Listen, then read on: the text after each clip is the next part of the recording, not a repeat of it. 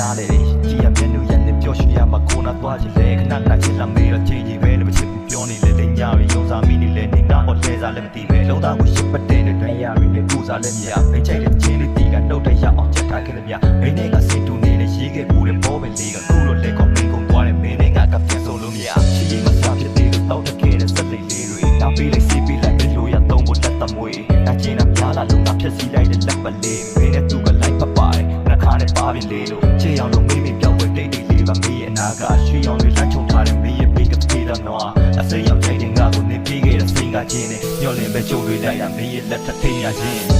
မေးအောင်မေးကူမလန်းငါနဲ့ညာ